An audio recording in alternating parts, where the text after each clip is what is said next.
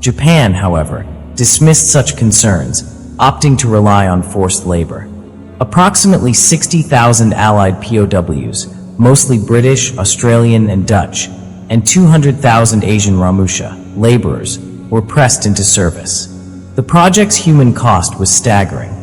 By its completion in October 1943, 12,000 POWs and 90,000 Ramusha had died, a mortality rate of 20% for Westerners and 45% for Asians. Work conditions defied imagination. Prisoners labored 16 to 18 hours daily, hacking through jungle and rock with hand tools. The most infamous section, Hellfire Pass, required cutting a 500-yard channel through solid limestone using picks, dynamite, and bare hands. Japanese engineers set impossible quotas, and guards enforced them with sadistic violence. Men collapsing from exhaustion were beaten or bayoneted. Those attempting to rest were forced to stand in water pits for hours. Food was deliberately inadequate. A typical daily ration consisted of 400 grams of rice mixed with rotting vegetables or occasional traces of meat. Malnutrition led to diseases like pellagra and scurvy, while cholera epidemics killed thousands. Medical supplies were confiscated by guards, and makeshift hospitals, little more than bamboo huts, were filled with men dying of dysentery and tropical ulcers. One Australian prisoner, Ringer Edwards, recounted being ordered to bury cholera victims while still breathing, as the Japanese feared contagion more than murder. The railway's construction also highlighted the racial hierarchies of Japanese imperialism. Asian laborers, regarded as utterly expendable, died in far greater numbers than Western POWs. Ramusha received even less food and no medical care. Their corpses were often left unburied. Allied prisoners, though slightly better treated, faced relentless psychological torment. The Japanese staged medical inspections, where doctors selected the weakest men for work details designed to kill them. Escape attempts were rare due to the surrounding jungle, but resulted in beheadings or crucifixions when discovered. Perhaps the most chilling aspect was the Japanese bureaucracy of death. Prisoners were assigned serial numbers, and their deaths were meticulously recorded, not out of compassion but to track labor quotas. As survivor Len Williams noted, "We weren't men to them. We were things like shovels or nails, to be used until broken."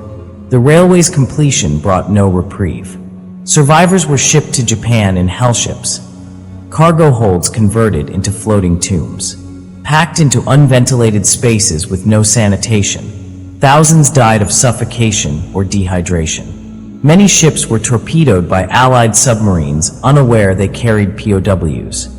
The Rikuyo Maru sinking alone killed 1,159 men. Those who reached Japan faced fresh horrors in coal mines and factories, where beatings and starvation continued until August 1945. The Death Railway's legacy endures as a symbol of industrialized cruelty, where human life was reduced to a logistical calculation. The liberation of Japanese POW camps in 1945 revealed a scale of suffering that shocked even battle-hardened Allied soldiers. As troops entered camps like Cabanatuan, Philippines, or Omuta, Japan, they found living skeletons, men weighing under 80 pounds, riddled with parasites, their minds shattered by years of abuse. Many were too weak to walk. Others wept uncontrollably at the sight of rescuers. The immediate aftermath was a race against time to save survivors. Medical teams administered emergency nutrition, though some POWs died from refeeding syndrome, their bodies unable to process solid food after years of starvation. Psychological scars ran equally deep. Former prisoners recounted nightmares decades later, and many struggled with survivors' guilt, asking why they lived while comrades perished. Post-war tribunals sought accountability, but justice was uneven. The International Military Tribunal for the Far East, Tokyo trials, convicted 25 high-ranking Japanese officials, including General Hideki Tojo, of war crimes related to POW treatment. Separate trials in Manila, Singapore, and elsewhere executed guards like Sergeant Saishiro Itagaki, who personally beheaded dozens of prisoners. However, many perpetrators escaped punishment. Emperor Hirohito was granted immunity by U.S. occupiers, while thousands of low-ranking guards vanished into post-war Japan. Some Allied officers argued for harsher reprisals, but Cold War priorities soon shifted focus to rebuilding Japan as an anti-communist ally. Compensation for victims was minimal. In 1951, Japan paid just £4.5 million to Britain for all POW claims, about £50 per survivor. The POW experience's legacy persists in historical memory and geopolitical tensions. Museums like Thailand's Hellfire Pass Memorial and Australia's Changi Chapel ensure the victims are not forgotten. Yet controversies remain. Japan's official apologies, beginning in the 1990s, are often seen as insufficient by survivors, and textbooks frequently downplay wartime atrocities. For former POWs, the wounds never fully healed. As British veteran Eric Lomax, whose story inspired The Railwayman, reflected, "The Japanese took 4 years of my life, but they also took my trust in the world."